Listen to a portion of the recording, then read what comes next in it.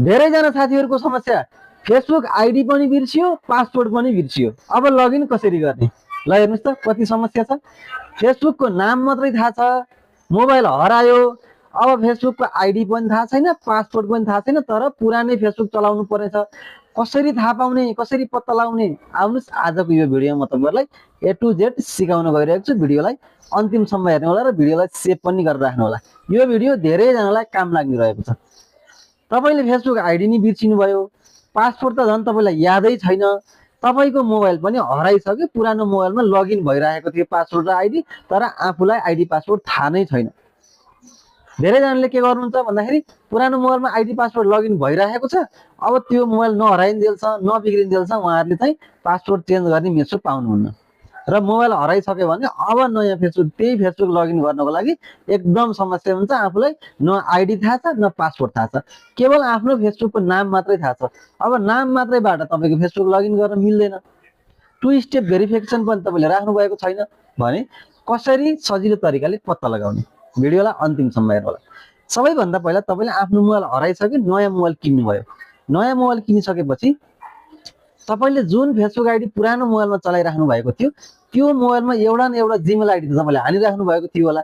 त्यो Gmail ID चाहिँ तपाईले थाहा पाउनु पर्ने हुन्छ। त्यो जीमेल आइडी चाहिँ प्रायलाई थाहा हुन्छ है। अब जीमेल आइडी थाहा छ भने नयाँ मोबाइलमा पनि तपाईले त्यो जीमेल आइडी लगइन गर्नु होला। लगइन गरिसकेपछि अब कुरो रह्यो फेसबुक आइडी पत्ता लगाउने। जीमेल आइडी त हामीले पुरानै मोबाइलको हालियो, थाहा छ हामीलाई, तर फेसबुक आइडी पुरानो मोबाइलको के हो थाहा छैन। पुरानोमा लगइन भएको थियो, मोबाइल हरायो। अब नयाँ मोबाइलमा कसरी हामीले फेसबुक आइडी लगइन गर्ने भन्दा तपाईले नयाँ मोबाइलमा गएर क्रोम ब्राउजर खोल्नु होला।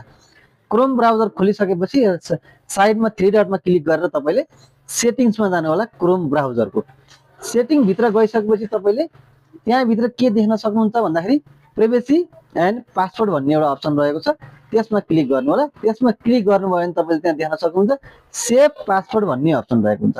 सेभ पासवर्डमा तपाईले क्लिक गर्नुभयो भने पहिलाको मोबाइलमा हानेको जीमेल आइडी र यो मोबाइलमा हानेको जीमेल आइडी सेम छ, तर पहिलाको मोबाइलमा हानेको फेसबुक आइडी हामीलाई थाहा छैन भने त्यहाँ गएर तपाईले सेभ पासवर्डमा क्लिक गर्नुभयो भने तपाईले पहिलाको मोबाइलमा हानेको फेसबुक आइडी र फेसबुकको पासवर्ड त्यहाँ सेभ भएको हुन्छ।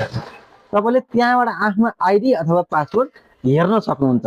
अब पासवर्ड सेभ भएको छैन भने तपाईले आइडी मात्रै पनि त्यहाँबाट हेर्न सक्नुहुन्छ। त्यो आइडी थाहा पाइसकेपछि तपाईले फर्गेट पासवर्ड गरेर पनि आफ्नो फेसबुकलाई रिकभर गर्न सक्नुहुन्छ। यो चाहिँ एकदम सजिलो तरिका हो, तर तपाईले पुरानो जीमेल पनि बिर्सिनु भयो पुरानो मोबाइलमा हानेको र तपाईलाई फेसबुक आइडी पनि थाहा छैन, जीमेल पनि थाहा छैन, केही पनि थाहा छैन भने अलि अप्ठ्यारो हुन्छ है। तर पुरानो